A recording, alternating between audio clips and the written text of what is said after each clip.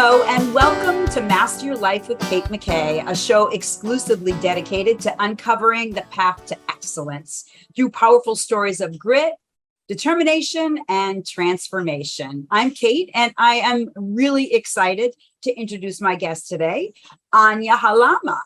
How are you? I'm doing fantastic. Thank you for having me, Kate. Super glad you're here. So, again, as we talked about a little bit in the pre-show, just really about that path of mastery and what that means. And ultimately, we all have a place, an area of our lives, even the people that don't feel it, that we can claim a sense of mastery of. And again, mastery being the process of excellence. It's not like be all end all, om mani padma, we're on the top of a mountain, but it's this place where we focus a lot of our time, our effort, our healing, our growth, our transformation in.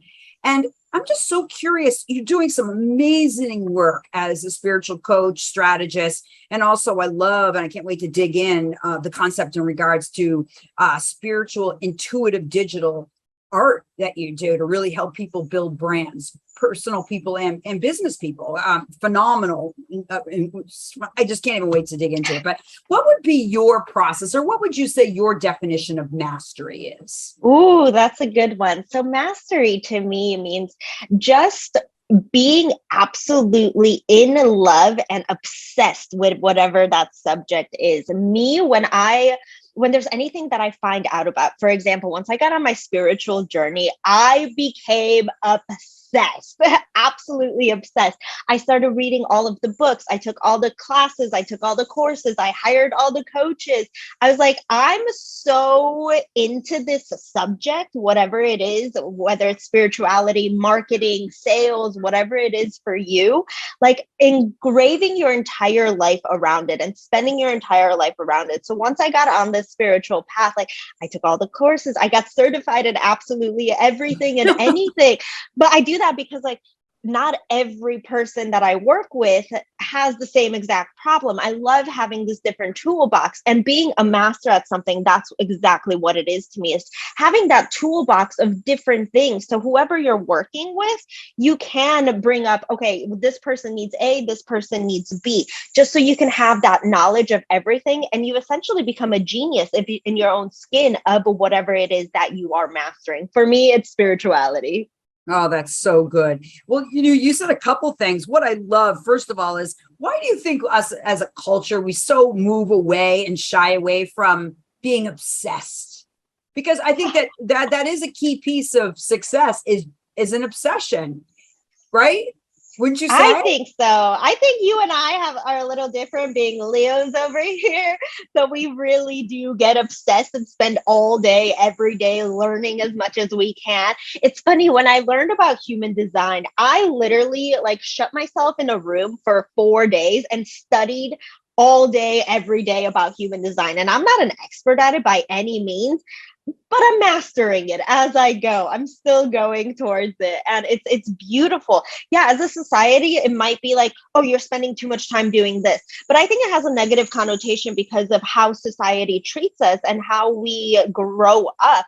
It's like, oh, I'm obsessed with video games. Like, yeah, that could be a negative, but you could also be obsessed with reading books, like mastering that, whatever it is. Hey, like nothing wrong, but if you play video games, you master that, you're making money off of that. Hey, if you're doing your thing, you do your thing. But it looks like, oh, it's a bad thing because I'm spending so much time doing something that a lot of people think of it as like a negative connotation. Video games, for example, where like if you spin it around and I want to really, truly master video games, you can. But how are you being in service? How are you elevating yourself? How are you elevating your life doing this thing that you're really obsessed with? Key operative word right there is elevation. Absolutely. Yes. Beautiful. So let me ask you a question, because oftentimes as we evolve as human beings, particularly as children and being bright lights, how did you deal with the world telling you personally if it happened to you, you're too bright, you're too loud, you're too upbeat, you're too friendly, you're too this? Did you have that experience? I did. I'm a Leo, so I have a personality I'm also 5 feet tall, so I have way too big of a personality for my own good. So Thank everyone's God. like, how do I know I need to fill it like the Napoleon complex, but the opposite of it essentially. Right. So I've always heard like, oh, you're too wild, you're too crazy, you're too outspoken, you do all of these things. I mean, like as a child, it took me a little bit back. I was like, am I really like, I'm just gonna keep on drumming and dancing to the beat of my own drum. But now as an adult, I'm like, this is me. Like you take it or leave it. I'm not for everyone. And I don't want to be for everyone. Like whoever is going to love me is going to love me. I'm also a projector in human design. This is my energy. Take it or leave it. Right. That's so good. And what would you say to people that are feel in that place of self-judgment? Because I think that's where a lot of where people get stuck, not feeling as though they could move into that with that level of confidence. So what would you advise them? Yeah, so this goes into a lot of the work that I do, actually. So I help people with those problems that they have, whether that's worthiness, confidence, self-body image, and there's different tools that I use with my clients. For example, one of my all-time favorite tools that I use is EFT tapping. And EFT tapping, if someone's not familiar with it, we all have these meridian points down our bodies, similar to acupuncture points, but instead of using needles, you're using your fingers and to tap all around your face and all around your body. It moves energy in your body. You start off with negative affirmations and then you end with positive affirmations. You look at the judgment, the worry, the imposter syndrome, the whatever you're trying to get past. You have to look at it in the eye. It's funny, like sometimes I'll get clients and they're like, that triggers me to look at the darkness of it. I'm like, you need to acknowledge the darkness. You need to acknowledge what the actual root of the problem is in order to work through it. So you would do a tapping series and then work through that. So that's one of the tools. Meditation is another one. I actually have and if you allow me, and I'm sure you will, I actually have a really beautiful meditation that I have as a freebie that I give away. It's called the Badass Confident Babe meditation. So it allows you to connect it to that confidence within yourself. Like you'll see it dispersing and all of a sudden you start gaining all of this confidence. It is literally one of my all-time favorite meditations it was my first channeled meditation as well. So I'm very proud of it. I love it. I'm happy to put that in the show notes as well. They could download it for free. Oh my gosh, I love just that. using different tools and like I said, like I have a whole toolbox of things depending on what the problem is for a particular person, whether that's wordiness, imposter syndrome, whatever. We can bring up all of these different tools and work through some of those emotions. So if someone came to you, or just a person on the street, because I know you work with both men and women, what would you say to them? Where is the place to begin? Like if they just don't sense it at all, you see it in their body language and everything else, what would be your quick, hey, what would you say to that person to bring all this beautiful enthusiasm and energy into people to help them begin or to instill the light? Yeah, just be you. Like, do not be afraid to be you. A lot of the time we dim our lights because of, again, what society tells us. Oh, you're too loud, you're too this, you're too this. And a lot of the time, especially as children, like we grow up in a society where we don't have to. We start dimming that light and not really paying attention to what it is our true core self needs.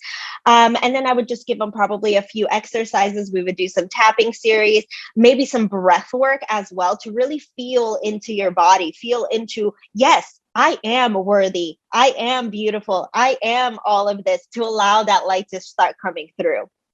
And I think that people, it's so bizarre to me, but I think that in our society, men have been not treated that allow themselves to be able to say, I'm beautiful, I'm worthy. It's a whole new language. I find that to be a really powerful conversation. It's like, why wouldn't you buy a dude flowers? You know what I mean? That's like, great. I always give my children little vases of flowers. I have 2 boys and a girl. I always left them little vases of flowers by their bed. I never determined why he's a boy and he's a girl and I wouldn't give him flowers. Like, that just seems so bizarre to me, but I love that. Yeah. I think it's, in general, things are shifting a little bit more as we're shifting as a collective in general.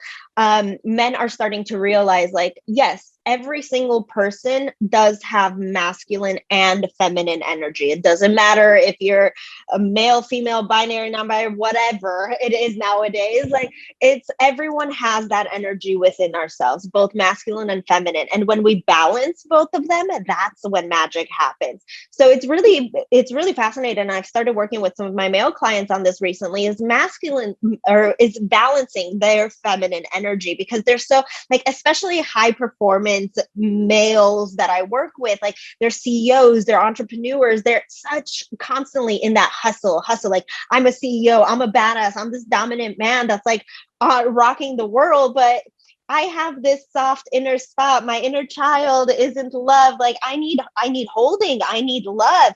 How can we balance that so you can go on day to day and have that balance be the masculine hustle male, but then also allow things to flow into your life as well? I think as things are shifting as a collective, as men are starting to learn that, yes, we also have the feminine energy, and yes, we can play, we can turn to pleasure, we can turn to happiness, we can turn to beauty.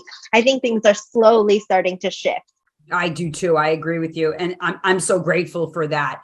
I also think that there is going to be a call for women to let go of control, because I think in a lot of ways that there has been, for me, like, I raised kids. And so a lot of my environment I was always in shock by how so many women treated their men as children. Like that, with the eye roll in our culture, on TV, it's like men are they're simple, they're this, they're that. So this is ingrained part of our culture, but this is going to require women to step up and let go of some control. Yes, surrender. And so I'm curious, what is your thoughts on that? Yeah, definitely. I think women in general, we have a hard time. I think people in general, not specifically women, but people in general have a hard time surrendering to the unknown, because they want to control everything. They're like, oh, this needs to happen at this time. And like, we time block things, and we're, especially as entrepreneurs, we're like, go, go, go, like that hustle mentality. But like, what if all of a sudden you get a call at noon and it's like, hey, do you want to grab some lunch? I have it possibly, and it turns into this beautiful, elaborate dinner, lunch, whatever, and a possible new client. You're like, I didn't expect this.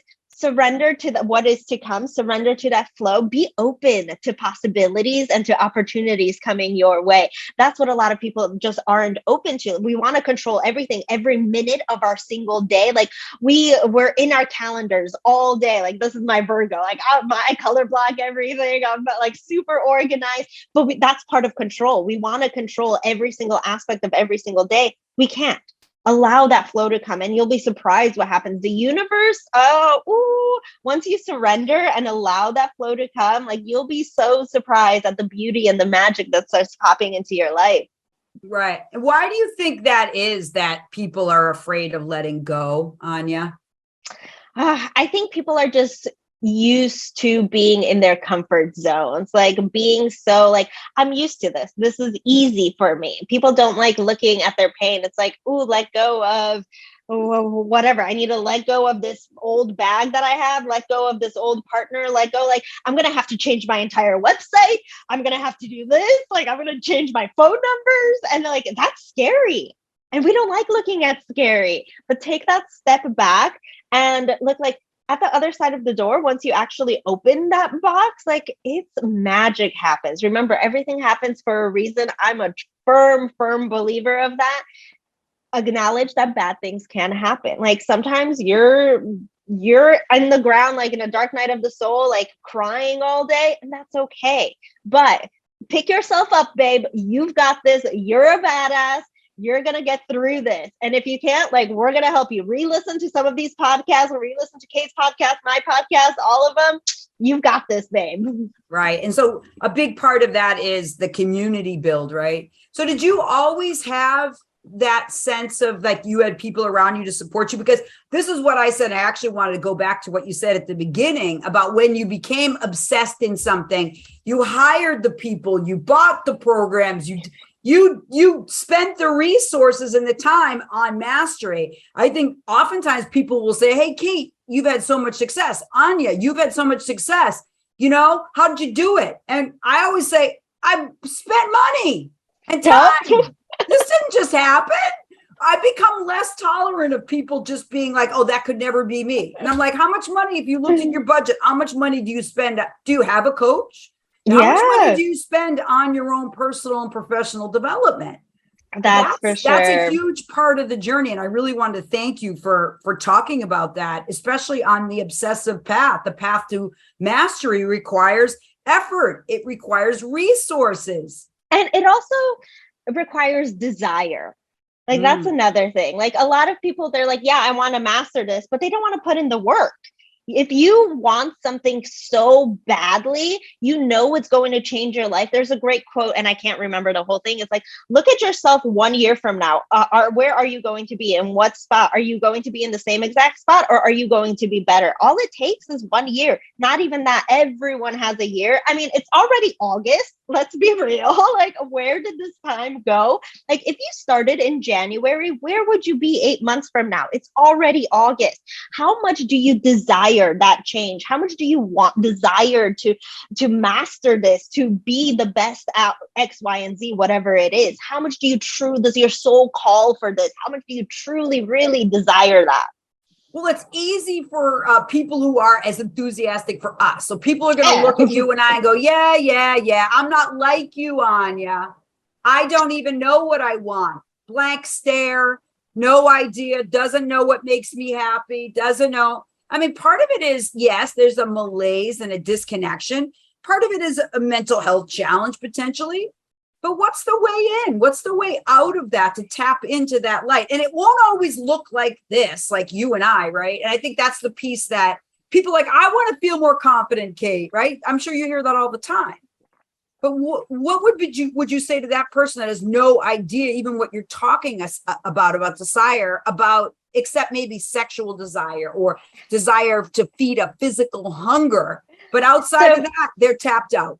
So I say our entire lives, the universe gives us these little hints of what we desire. You were a child. You really liked the moon. You wanted to be an astronaut. Maybe you're actually meant to be like an astrologer, possibly. You loved playing with rocks. Maybe you're a crystal healer, actually. So the universe gives us all of these hints our entire lives. For example, I was very artsy growing up. I went to a specific art school. Most people took ballet or piano classes. I went to art school. I'm very artsy. Have you gotten your copy of Claim Your Inner Warrior? It is my newest book, available now on Amazon. The book is directly geared towards men and the women who love them. Grab your copy today. The universe gave me hints this is what you are meant to do. Now I'm an intuitive digital artist. I've mixed spirituality with my art side. So just start tapping into and playing with what are your interests? What are your likes? Do you like rocks? Do you like astrology? Do you like art? Do you like music? Do you like talking to people? Are you outspoken? Maybe you should start a podcast. Start dabbling with the things that you've always been attracted to. You have it within yourself. You got it in you. Start playing with some of those things, whether it's writing, music, pianos, going on walks, whatever it is.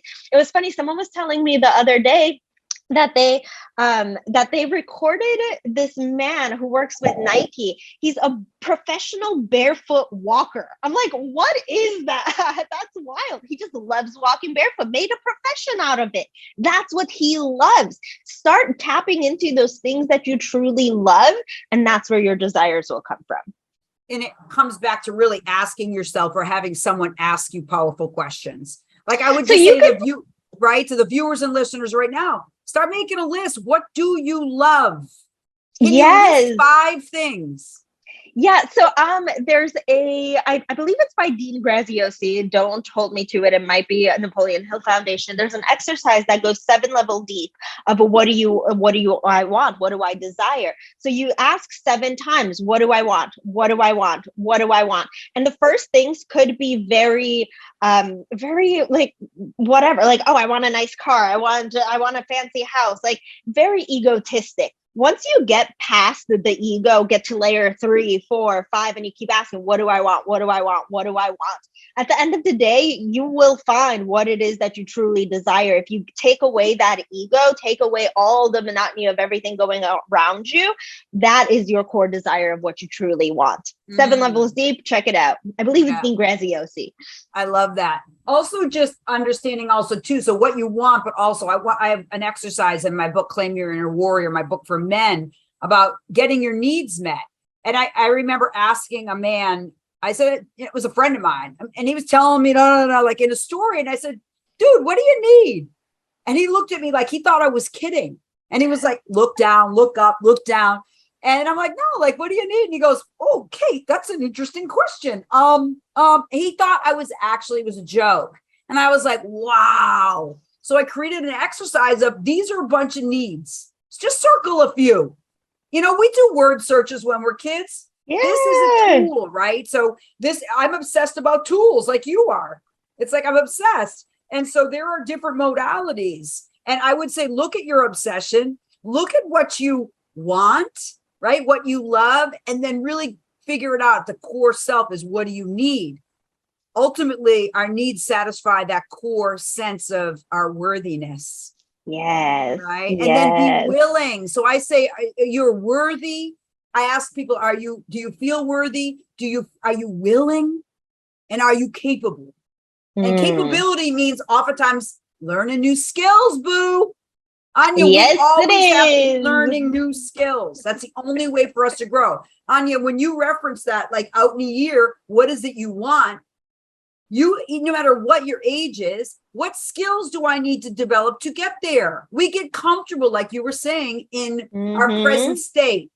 We always have to be learning and growing. I'm learning accounting and spreadsheets. You know, I don't love it, but you better believe if I want to 10x my company, I better learn it aces, hands down. That's for sure. Yeah. But we're always learning. We're always growing. If you're not growing, you're dying. So, I mean, we're avid lifelong learners. Like I am for sure. I consider myself a lifelong learner. I will keep learning until the day that I die. Whether that's like, oh, I'm going to learn how to fix a tire today. I don't know. I really don't know how to do that, but maybe that's something I could learn. Or reading a brand new book on spirituality or accounting or whatever. We need to put ourselves outside of our comfort zone so that we can keep growing, keep shining, and keep elevating ourselves. So we're the best versions of ourselves that we can be, not only for us, but for the people that are in our lives and in our circles as well. Oh boy, say that again. Elevate yourself so you can be the best version of yourself, not only for you, but everyone around you as well. Right. That is just, we could just be like, all right, that's it. Thank you, Ania. Here's her Academy Award. No, legit. So you're younger than me, but where do you think we're going as far as a culture, as far as community? I'm so curious about where you see this evolution. And you would ask people my age, and I just believe that's why I love younger people and why I coach with a lot of younger people, because I believe you and your generation have a higher level of conscious understanding, came into the world with it. Yes. Way more than people in my generation. Like we had to work for it, but you just were birthed through it. And part of it is that you're birthed into a greater understanding of suffering, Ania, right? You get it. There is a greater level of suffering awareness where you understand it's not just you can't deny it. So you are here to ignite people to face that. So where do you see? It's so beautiful what you do. I completely honor you. Thank you. And I love, there's this one quote that says, we need to do the healing in this life so that future generations ahead of us don't have to do it. And I love that. That touches me so much because this is why I do a lot of the work that I do, is so my children and the children after that, I mean, everyone younger than me, they don't have to do the work. Like it is encoded in our DNAs and it transfers from parents to grandparents to like the lineage.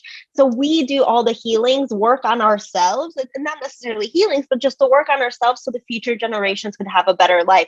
As far as community goes, we are in the age of the Aquarius right now, which is all about community. It's all about that, like connecting to that feminine and connecting to community. Like you and I were plugged in through a community as well. And that's how you and I connected. And it's so beautiful to be able to, at any time of day, be like, send a text to our group chat and be like, hey, I have a problem with this. I need your support with this. Who can help me? Because we need to start speaking up about what we truly need help with. Like that's something that is like some of that submission that a lot of women go through. They're afraid of asking for help. Men as well, like both men and women. Goodness gracious. Good like, golly, Miss Molly. Yes. So why can't we ask for help? It's okay. Like we cannot build a 7-figure business by myself. No way. We need support. We need help. This is what I need. This is the skills you have. This is the skills I have. How can we come together as a community? I'll scratch my back, or I'll scratch your back. You scratch my back. That kind of thing. It's the rise of the feminine, rise of the collective, like age of the Aquarius, all about community. Yeah, it's so true. So if people feel like they don't have a community, and listen to me, I'm asking for steps and tools, because I can't help it, because you are such a magnificent resource. What would you say to people that feel isolated and alone, Ania?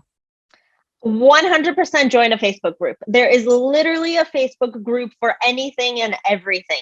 Yes, Facebook for Business is a crazy thing in itself right now, but that's besides the point. But there's a Facebook group for anything and everything. Like if you are grieving, for example, your husband or your wife died, if you're grieving, there's a support system out there. It's on Facebook. There's tons of groups out there. Go on facebook.com, look at groups, grieving groups. Start plugging into them. Start reading through the comments. You'll be surprised how many people are going through the same exact thing that you are. If there's a comment, a post that you resonate, reach out to that person. Send them a message. Be like, hey, I read your post in this grieving group.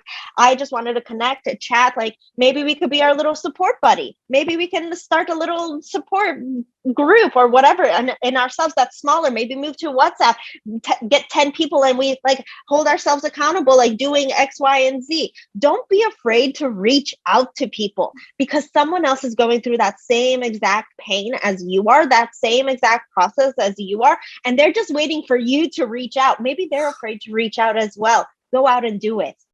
Well, the statistics show that, most people are waiting to be led. Right. So take the initiative. I actually would with my We're male in clients. Leo season right now. So be a leader. Be a leader. Right. But I actually even have one of my clients last week. I said, all right, who are the 3 people that you're going to reach out to and acknowledge with a text or an audio text or whatever? And he's like, oh, good question. And he did it. And he messaged me. He goes, I feel so great, because he was feeling isolated, because he felt like he didn't know where to lead. And I said, one text, one call, one smile at a time. You'll be surprised at who's waiting for that text or call on the other end. You will be surprised. It's going to change your life. And theirs too. Change that person. Absolutely. So absolutely true. So tell me more. I'm very, very curious about your branding work. First of all, obviously, I'm going to share all of your information, Ania, in the show notes, including how people can reach out to you. But what is the way to which you do your spiritual work in the digital art space? Really curious about this. Yeah. So my background is in graphic design and marketing. That's what I went to school for. That's what I worked in corporate America for over 10 years doing, graphic design and marketing. And that was my first love. Then I fell out of love with it, because corporate America, like putting me in a box, I wasn't creative. I wasn't able to like design beautiful things. Everything had to be structured. Everything had to be like by the brand guideline of that company. And I was like, this isn't fun at all. So I took a step back from designing for a long time. And once I got on the spiritual path, I started learning about the Akashic Records. And the Akashic Records are anything that's ever, the book of life, essentially, anything that's ever existed.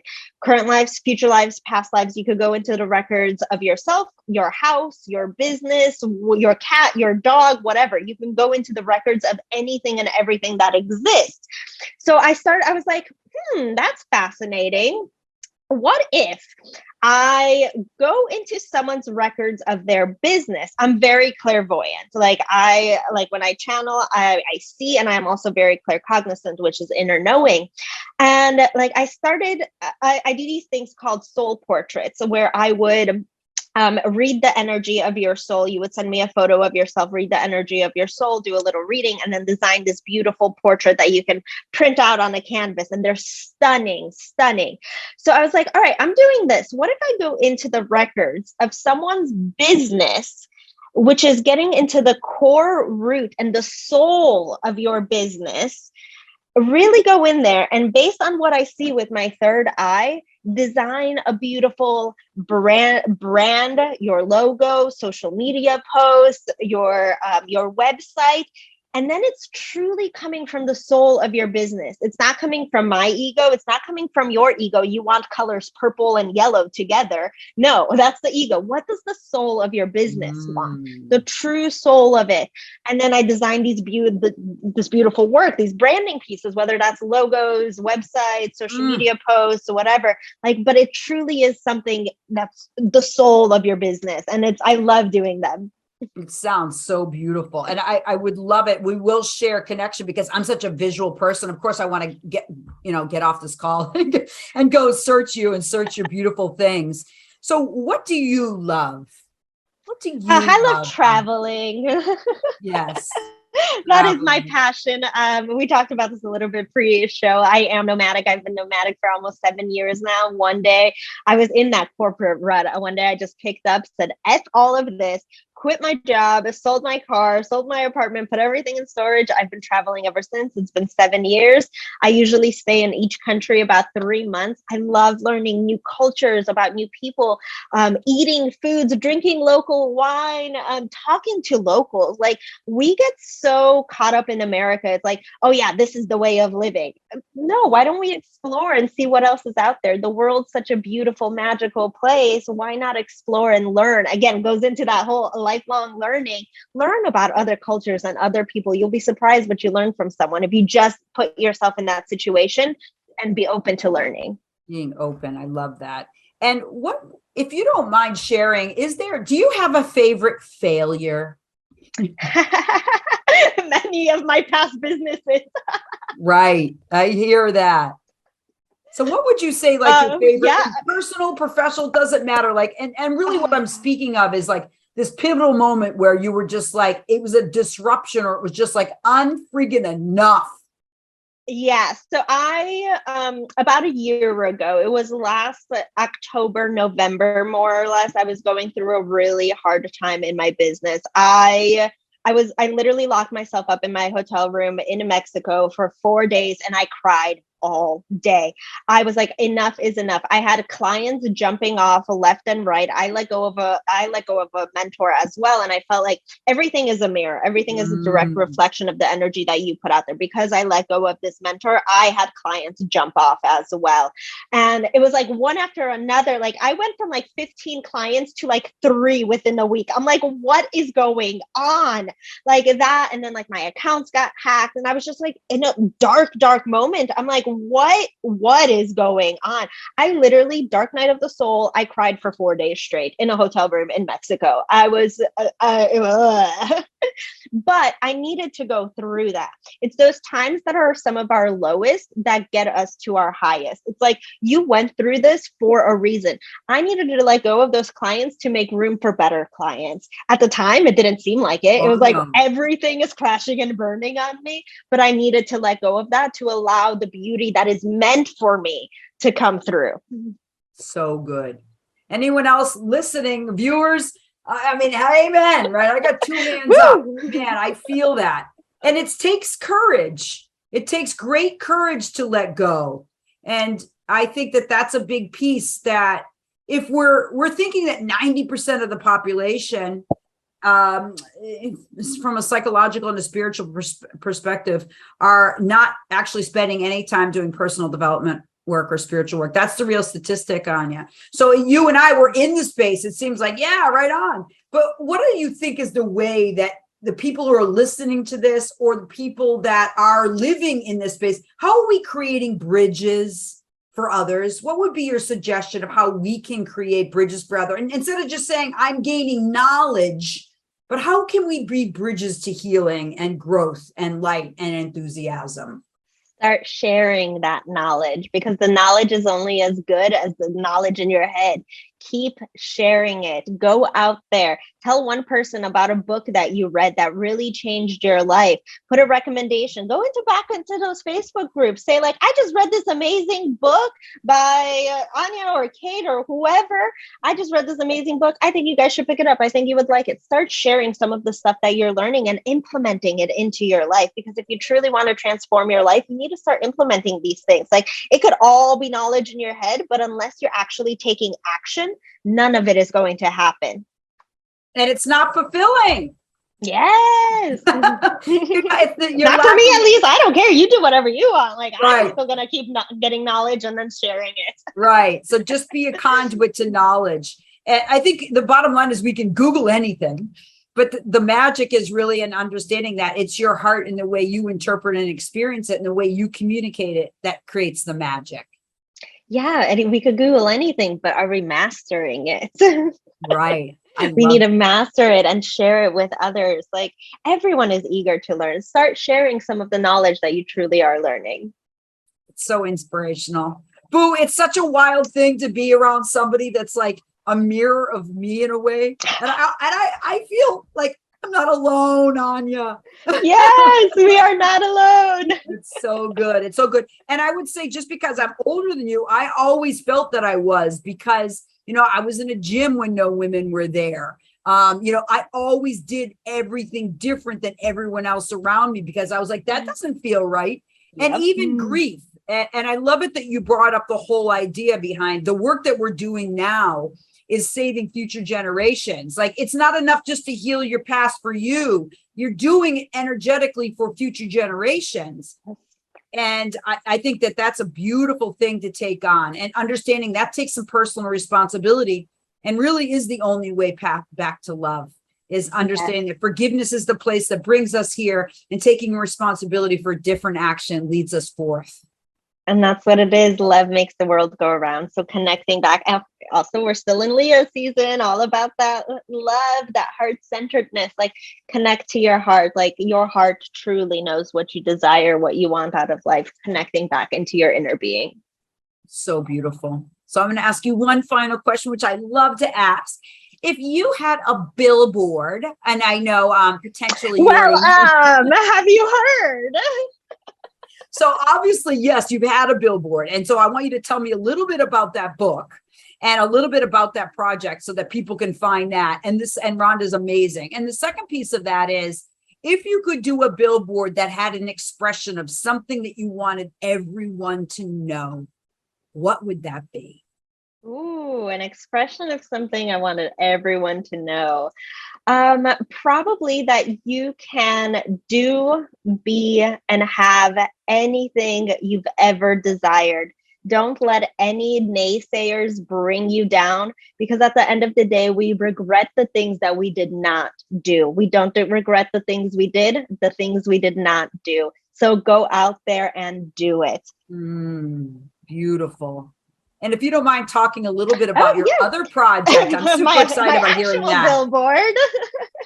So I am a part of the Women Gone Wild movement, which is a beautiful movement for women to all come together to inspire other women, whether that's women in Africa. We're on a mission to help inspire 8 million women in 8 years. And it's starting, it's moving. We're sharing our stories, what we've been through. W stands for wealth, I stands for intuition, L stands for leadership, D stands for diversity. I'm in the wealth edition, talking all about manifesting wealth and just really sharing stories of inspiration, how we got to where we are today, so that you can start taking away some of these tools as well. And we did just have a Times Square billboard last month, and it was freaking incredible.